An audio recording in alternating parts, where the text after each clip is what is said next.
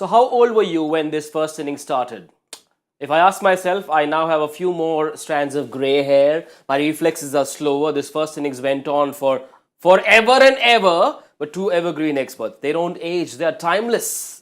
Dinesh Karthik and Zaheer Khan join me on Cricbuzz Live. Gentlemen, we will talk about the cricket later. But 4 hours plus to finish a 50 over innings, how much of that can be attributed to the heat? You made it very interesting, I must say. The whole description of why and how. But look, we've been talking about the conditions. We've been talking about that it's going to be hot, humid. You don't find it that easy in these kind of conditions. Shouldn't be an excuse. At this level, you expect the teams, especially when you have three spinners also to do the job. Then you wouldn't expect a team to bowl short, but that has happened. Thanks to the new rule now, you can't really have a lot of comfort when you do that, So the last few moments of the game, the innings, you will see that the captain was not very happy because he knows the bowlers were not happy because you have to get that extra fielder in, and that doesn't really help your cause. Even though Australia had lost a lot of wickets, they still, I think, will be happy with the kind of score they've achieved in this innings. Right, DK, a look at the scorecard tells you it was a bit of an up and down kind of batting journey for Australia. We look at the first 10 overs, they were cruising. In the middle overs, India really pegged them back. They picked up a lot of wickets. Towards the end, though, the tail once again wagged for Australia and it took them to 269 for 10. But just a quick one on India's over rate, 245 minutes to allow Australia to score 269. That's almost a minute per run. I don't even know if that number will make it to the scorecard, but how do you justify something like this? It is unbelievable the amount of time they've taken. It doesn't happen too often. Rather, it's very rare for this to happen. But I can tell you one thing. I stepped out for a bit. It is boiling hot and it is humid. So you need to cut some slack. These days with the change in rule, when you bowl slow, the number of overs that you bowl slow for that many overs, you have to have the extra fielder inside. So at death, it becomes really tough for the faster bowlers to control the flow of runs. But the score is a very interesting one. They haven't run away with, like how we have just discussed, with the kind of soft middle order they've got. At the same time, it isn't a very simple score either. A couple of wickets at any point of time will always put pressure on you. So as this game stands at where we are right now, midway through 269, it's a very, very par score. It is definitely not a under par or over par. It completely depends on India's batting. But we got to remember, Zach said rightly, in Chennai, the wicket does get better to bat on. It was slightly slow. It was dry.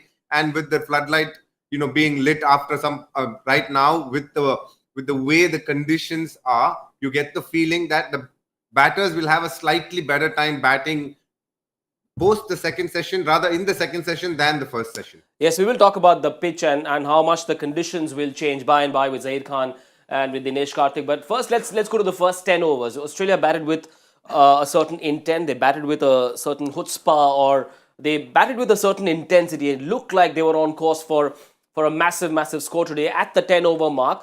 The first wicket fell at the 68 run mark. Do you reckon they misread the pitch a little bit and perhaps over-aimed like they did at the 1K day? Not really. I think the reading of the pitch was pretty much the same from both the teams, I would say. You look at the tactical change which they've made, brought in Ashton Agar in this match. So that shows that basically the thought process was the same. They understood that, okay, in Chennai you would expect some turn, which we saw. The call was basically to bat first or bowl first. Yep. That we'll have to wait and see now how the second innings goes and how the pitch is playing. In the first innings, what they could do, I think they've done well with the start. The first 10 overs, which you highlighted, not losing the wicket, scoring at 6 runs per over, for sure set that platform for them. You were expecting that the middle phase of the game will be controlled by the spinners.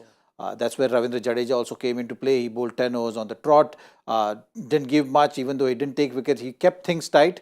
Kuldeep running away with wickets. You saw Warner also stepping down to just change the momentum of the innings. He was not able to get that going from the crease.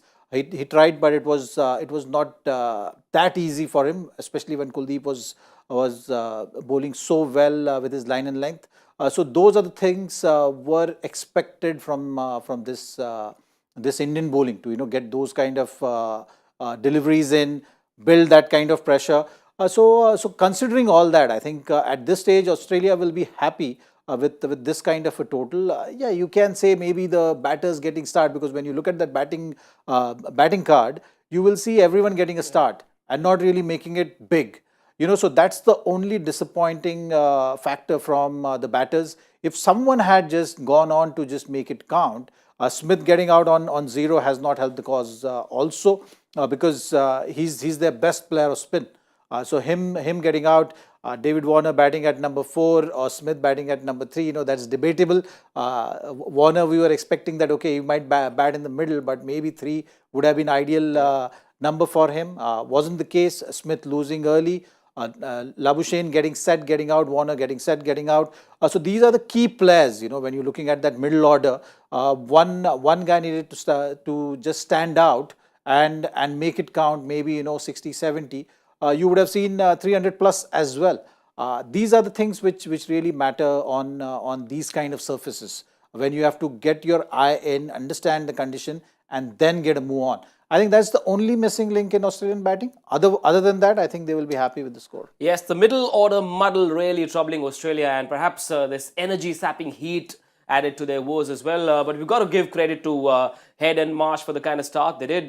DK, that partnership looked ominous, didn't it? I mean, they just backed themselves to hit the big shots, and at that stage, it looked like these guys would take Australia to a massive score in this decider. Absolutely. I think both of them have continued the same reign of form that they've had in this series. Very attacking at the start.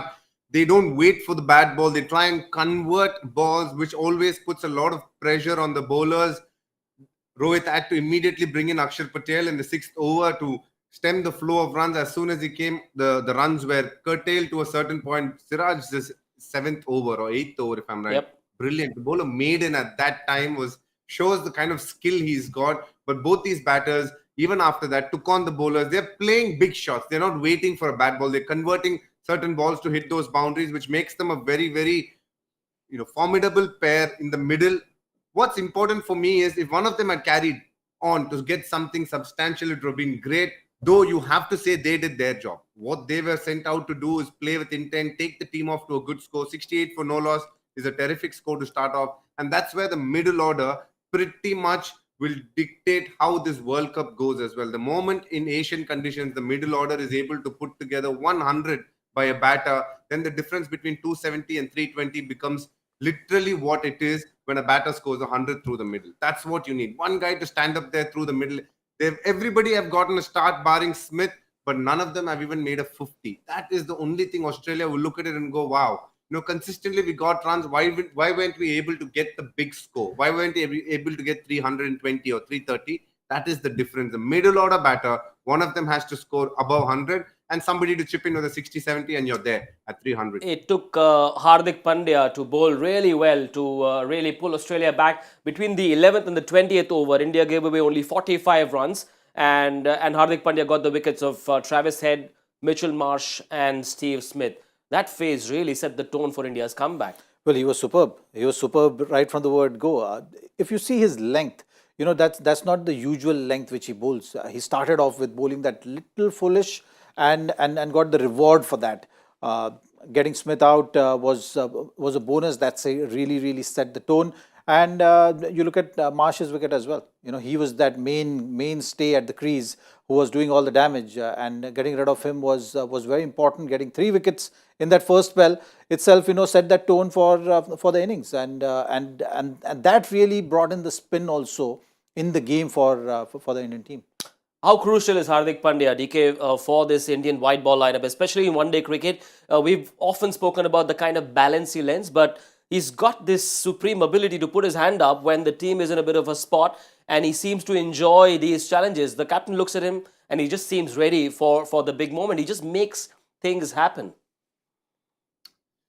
He's unarguably the most important player in the lineup. Because he brings two skills to the fore, and the fact that he brings two tough skills to the floor. Medium pacer and batting all-rounder is something that's very, very hard to get. Yes, there are two, three players who are probably spinning all-rounders, but fast bowling all-rounders, it was very hard to get. He's a batting all. He can bat really well through the middle, and obviously when it comes to bowling, he seems to find a way to chip and get wickets.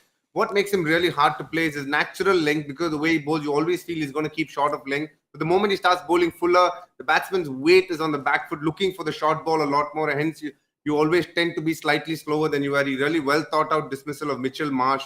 He changed his pace well.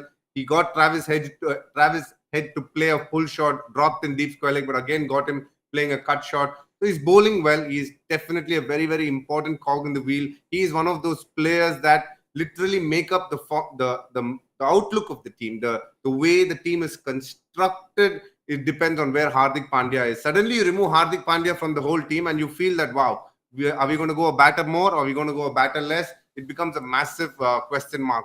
For Team India, the key player is Hardik Pandya, and if he is in form, he brings a lot to the table. Only 65 runs for Australia between the 11th and the 25th over marker. Zach, do you think Australia should have approached that middle phase differently? After they knew they had a solid platform, the crust of the cake was pretty much there, but they seemed to be a bit too ambitious. Look at this innings progression there. Only 65 runs between the 11th and the 25th. The wickets kept falling as well. So you reckon they were a bit too aggressive, or am I looking at this scorecard in hindsight and saying that? Well, it's not the word. What you're looking for is that overcautious or over aggressive, right? And the thing is, on these kind of pitches, if you're looking to score runs in sixes, you might find it tough. But you can easily collect 5 or 6, and that's where the skill of the batter comes into play. That's where you talk about adapting to the conditions, adapting to what pitch is offering, understanding what the pitch behavior is, the style of bowlers, and then you find a way of collecting those runs. In the middle phase of ODI cricket, you can actually afford to do that. Even if you're scoring at 5.5 runs per over, you're still going to set that platform and have wickets in hand at the back end, which really gives you those dividends at the end of the innings. Australia failed to do that. I think that's the only critical part, and why it happened. The options which they've taken was to go for sixes, which means playing the aerial shots, which means taking that much chances. You look at the dismissal of Labuschagne, you look at the dismissal of Stoinis at that crucial stage, and that's why you're seeing that batting card where the batter is set and they're thinking that, okay, I can get a move on now, I can play a big shot. And when you're thinking of big shot, you're thinking of sixes. In Chennai kind of a surface, you can actually just collect runs by getting 4-5 runs per over easily than looking to hit those big shots.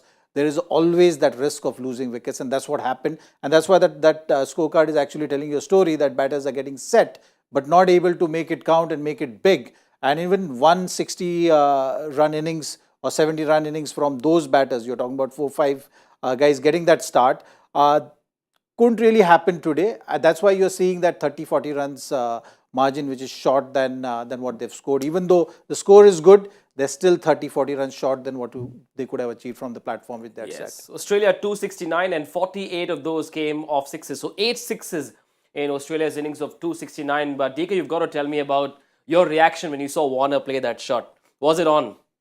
Or was it true to his nature as a person, as the way he approaches his cricket? Look, he's a positive player. He's always looking for fours. Slightly, his weight is always on the back foot. So for him, going over the top comes very naturally. His pull shot is very strong. He's very strong of the cut. So when he's looking to surprise the bowler, it's always to step out and try and get intent into the ball and try and go downtown. We have to understand that in places like Chennai, where the pitch is probably not suited to hitting boundaries that easily, all you need to look to do as a middle order batter is look to score a boundary every 2 to 3 overs.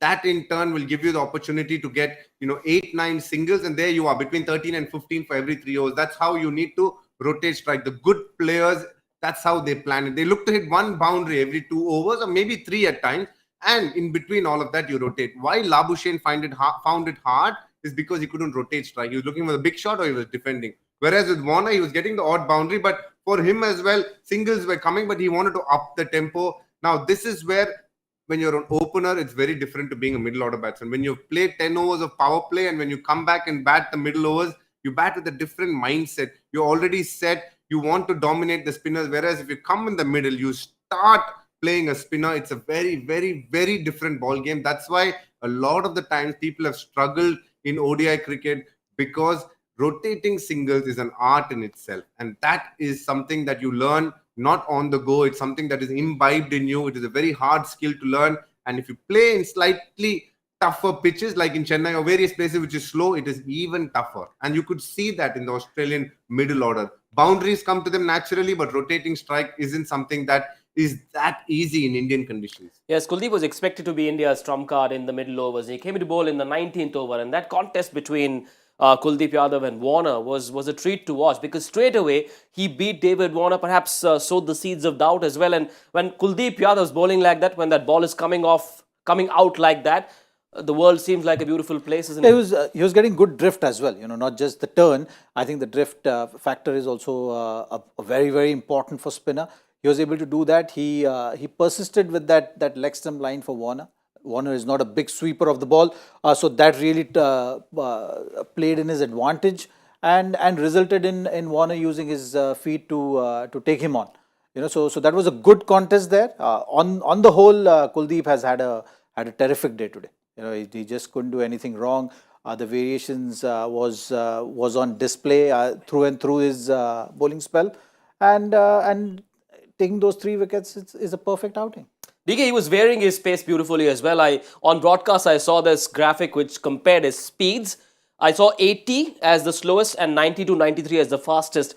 Is that something Australia should have been ready for, or were you surprised as well, seeing him vary his pace the way he did on a wicket like this? No, he's been varying his pace consistently during the IPL and posted. I think that's where his bowling has evolved as well. He's able to vary his pace depending on what is required for that ball. And that's what has made him the bowler he is today. I think as Rohit Sharma, where he stands, and if I know him, he is very happy if Kuldeep goes anywhere between 50, 60, even 65. But as long as that wickets column is somewhere around 2 and 3, that's what he wants. Through the middle, he wants that bowler to strike, because that's how you control the middle part. I'm not at all surprised with the speeds that he has bowled, the slow ones. The googly will always be slightly slower than the other balls that he bowled, but it's interesting, the ball that he bowled to carry at that stage to get him out was a great ball. And that's what you want. Even David Warner and Manas Labuschagne, another bowler who doesn't spin it as much, could have easily gone for a boundary, but because of the revolutions in the air, he created that mistake from both those batters. Yes, he was quoted talking about what he's been working on after the first innings. Here's what he said. Here's Kuldeep Yadav on what he did today. He said he played in the A series, India A series. He knew the wicket was slow, as he was trying to spin the ball more. He thoroughly loved the one against Alex Carey, got him out clean bowled. It's something he's been working on, trying to bowl within the wickets. From there, he believes he can spin the ball well. Zach, your thoughts? Well, that was a peach of a delivery, which he bowled to Alex Carey, which was actually, that's the drift which I was talking about. Drifted. In fact, actually, it pitched outside leg, and from there turned to take the off stump out. So today he was, when the bowler is in form, the ball is leaving the hand nicely, the revs on the ball. It's all about the release, and Kuldeep has been working on that. He's been working on that pace through the air as well. To bowl at the right pace is also equally important. Not to give batter that much of a chance to play those aggressive shots. So that's one thing he's been consciously working on. When you produce these kind of performances and you are able to consistently put batters under pressure, that gives you that slight edge in terms of before the start of the game. Yeah. So Kuldeep, when he's in good form, these are the kind of things, these are the kind of signs which you see.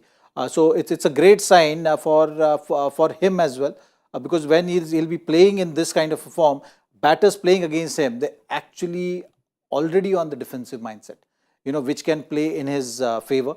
So yeah, I think, from the team management side also, it was the message was very clear that we want to give him that many opportunities. We want to see what he brings to the table. The mandate is very clear that you got to look for wickets in those middle phase, and he is able to do that consistently. So I think the management will be very happy looking ahead for the World Cup as well. Right, DK, you reckon Also, yeah, sorry, go on. Also, Manish, you have to remember, in the last 1 month, he's not played any cricket. When I say any cricket, he's been traveling with the team. It is a very difficult place to be as a player when you're just traveling and not playing, and suddenly you have to go and play a game. It takes a game or two. He didn't even bowl much in the Vizag game. These are the small things that's very important for a cricketer to stay fit, to make sure you're still in rhythm. And he showed all of these when he played today. That's very, very important. He has been part of the test series, didn't play a game there. So just bowling in the nets consistently. Sometimes if you don't play a game for a long time, especially when you're bowling well, you don't want the rhythm to go away. But it's good to see him holding on to the skill and confidence that he has. He's got a lot of weapons in his armory. You reckon he's a little more comfortable, a little more relaxed when he's asked to bowl in the middle overs, when the field is spread a little bit? He seems to have a little more faith in himself. Bowling in the middle overs, perhaps bowling him in the power play may upset his rhythm. Or am I reading it wrongly? No, I think to a fair point, you're right. I think if the captain chooses to bowl him in the power play, that means we are in deep trouble. They have really run away with the game, and he sees no other option but to bring a wrist spinner on. But definitely his strengths lie in the fact that he can bowl through the middle and probably a couple even up to 45, 46 because he's got the googly going well as well. He can go deeper at that end towards the back end of the innings than towards the front end with just two fielders outside. We've got to talk about Ravindra Jadeja as well. Very quietly in the middle overs, we were all chatting and having our lunch, and suddenly we realized Jadeja's bowled his 10 overs very quickly. It takes about a couple of minutes to finish one over, and it's that spell that doesn't get talked about as much because he hasn't picked up wickets, but I'm sure it contributed to wickets falling at the other end. Of course, at that stage, Hardik was bowling with him. Yep. So that's something. The wickets were falling. It's just that Jadeja was not among the wickets. So you say that the bowling partnership also equally important, and Ravindra Jadeja always prefers darting those deliveries in, getting through his over quickly, and the phase of play which you're talking about, not really giving away runs, especially when you have that kind of a start. When you have 60-run start in the first 10 overs, you want to pull things back. You want to get wickets, but you also want to put just breaks on those run scoring rate. So today Jadeja was able to do that. When he's looking at that bowling card, he will be thinking that I should have been among the wickets, because that's the kind of nature he has. He wants to be in the game. He's played enough cricket on this kind of a pitch. He plays for IPL also on this venue, so he knows those conditions well. So from that point of view, he will be critical of himself, but from the team's point of view, I think he did the job there of just making sure that the runs are not leaked at that stage. 270 for India to win this series. It is one apiece. It's got to be a decider. 270 for a batting lineup that bats very deep. They haven't batted as well as they would have liked to, especially the ghosts of Vizag. I hope they've been forgotten. They've had a 2-day break after that Vizag ODI, which they lost by 10 wickets. One of India's biggest losing margins, really, in terms of number of overs left. So India perhaps carrying those scars. Zach, how easy or tough is it to forget something that happened and completely press the refresh button and not worry about, what will Mitchell Starc do? Well, you've seen those numbers before the start of the match today. That decider, what it brings, all those kind of factors. They're very important factors. And this team has been going out there and doing it in crucial matches, crucial stages. So they'll definitely take inspiration from that. It's just the mindset thing. It's just the process thing. I think so. They're prepared with that kind of a thought process. They know what Mitchell Starc is going to bring right now. He's in form. He's been bowling well. He's been setting that tone for Australian team, picking those wickets. For India, it's very simple. The score, they will look at it. Pitch hopefully will get better under lights with the breeze of the evening. Things will cool down a bit. So that should add. If there is a dew factor, that should play in India's favour. The spinners, that edge should go out of their bowling. So these are the factors can go India's way depending on the start. And the chat which already happened, Rahul also said it in the press conference which he did pre-match. He mentioned the same fact. There is no rocket science. There is no hidden fact here. You got to make sure that first spell of Mitchell Starc, you got to give him that respect. If he dishes out to your options, then take those.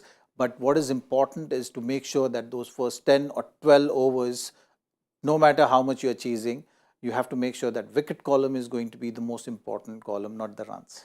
I wonder what the pop-up in the fans' head is. They might be thinking 270, yes, very much chaseable, but DK, but there is Mitchell Starc to face. When you play international cricket, you're always going to come up against the best in the world. And Mitchell Starc is the best at what he does. So it's a superb challenge. You got to understand, we have some really skilled batters as well. We're talking about Rohit Sharma. We're talking about Virat Kohli. These are two of the best batters in the world. And in these conditions, he's definitely not going to be as venomous as probably what he could have been if the conditions were much more in suited of fast bowling. So I don't think it's going to be a matter of just Mitchell Stark. I think for us to win this game, it's about stringing together a couple of partnerships and making sure we attack against the right set of bowlers, keep the intent high, and play to the template that Team India wants to play to consistently, and that's going to get us the result we want. Is there a risk of getting a bit too defensive? If you tell yourself, listen, we want to be 40 for no loss in 10 overs, is that defensive or is that sensible? Just play out Stark's overs? I think, going with a mindset of score is probably never a great idea for openers. What they will look to do is they'll go in, they'll see if the ball is swinging, then they'll play ball merit, not to take any chances against the Mitchell Stark. Whereas if he's bowling full, if he's giving width for cut, they'll go for it. I think the instinctive nature of the batter will be to hit boundaries for anything bad that has been bowled. And I think that is the intent with which they will be going. Looking to go and making sure you play the right shots if it is there. If Mitchell Stark is bowling a good spell, by all means, even if the score is 10 overs 35, they won't have a problem as long as Mitchell Stark's wicket column remains that big zero that they want it to be. One day cricket has evolved. We've seen too many of those 300 plus kind of chases. But this 270 target perhaps will remind us of one day cricket from a few years ago when commentators would often talk about how this opening pair, one must be the tonker, the other must be a sheet anchor. Is that the kind of template India can look at in the first 10, 12, 15 overs? Well, normally in cricket they say, play the ball, not the bowler. Ah, nice. But I think in Mitchell Stark's case right now, the kind of form he is in, you can't follow that template. You got to just respect that he is in great form, and you just got to go on with that kind of a mindset right now. In terms of the start, I completely agree with DK. You don't set a number in your head. You don't go in with a mindset that, okay, 10 overs I want to score 60 or 10 overs I want to score 40. Play on the merit of the ball, have your options cut out, and then let's just go with the game. That should be the thought process. You don't want to be over defensive as well. Yeah. But having said that, you got to respect the form of the bowler and you got to respect what has happened in the series so far.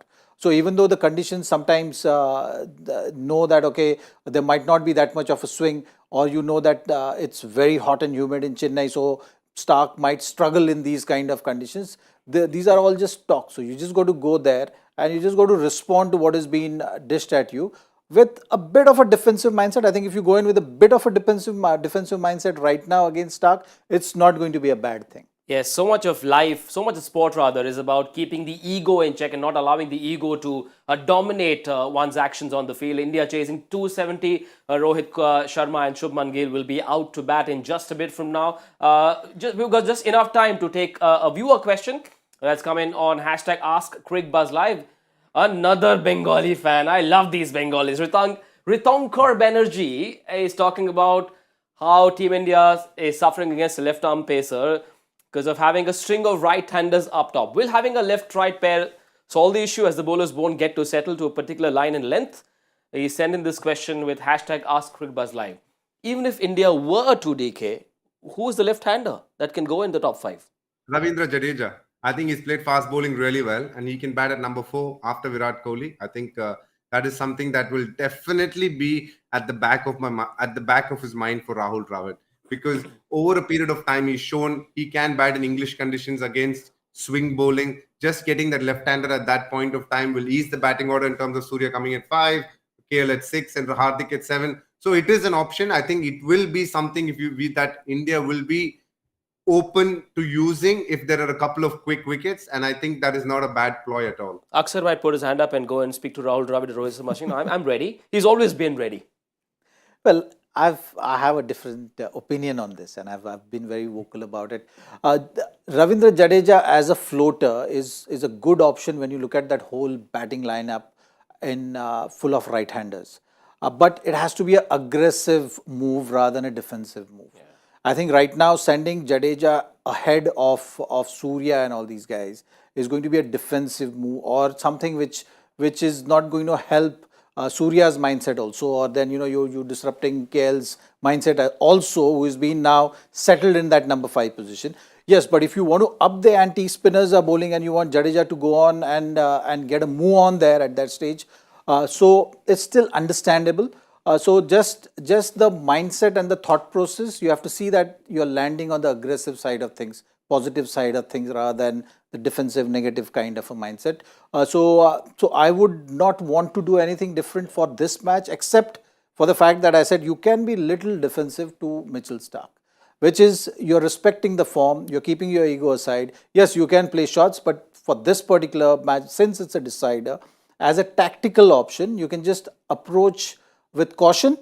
Rest of the things, you can have your options. You can still go in with a positive mindset against the other bowlers, and making sure that first 10 over phase is the most important phase. After that, things will start getting easier and easier. So the wicket columns is going to be of keen interest to me, not the other things. Well, there's Ashton Agar and Adam Zampa as well. And from what Zach has taught us or told us today, it looks like the Indian batting will be a bit like playing a game of Jenga. You know, you move every piece with a lot of caution and with delicate hands. So if one wrong move can perhaps upset the whole scene for India. India have to chase 270 to win another series at home. They've lost just one day, which was the one in Vizag in 2023. So India will be hoping that before the IPL, this team, as Team India, ends this phase of the home series with a win. Well, Zaheer Khan and I will be back on Cricbuzz Combox at the end of the first 15 overs. Before we say goodbye on Cricbuzz Live, gentlemen, do you have a prediction to make on when you see this match finishing and in whose favour? You've not mentioned the right prediction which I made. Yeah, you were very close. You're just basically going on making. I've got to say, credit to Zaheer Zaheer Khan once you for make getting the prediction, you stop there. So if I got it right, I should be giving another prediction now. You got it right, sir. You were closest to the score, 269. Exactly. And Zach said 260. 15 run margin we have. That's all plus right. or minus. You were the closest. I'm going to come to you with my investment advice as well. But for now, our viewers want to know, when do you see this game finishing? I still think it's 50-50 at this stage, just because of the fact that 270 is in between score. So you look at 45 to 47 overs. And India should win by? Of course. Yep. Okay. Whatever margin it is. As long as it's a win, India will take it. For now, thanks so much, DK and Zaheer, for joining us. DK, you want to hazard a guess on when you see this match finishing? 47 overs. Okay. So if it does end at the 47 over mark, we will be right here back on Cricbuzz Live. But do join us on Cricbuzz Combox. Zaheer Khan and I will be looking at the first 15 overs of the India chase. For now, it's goodbye from all of us on Cricbuzz Live.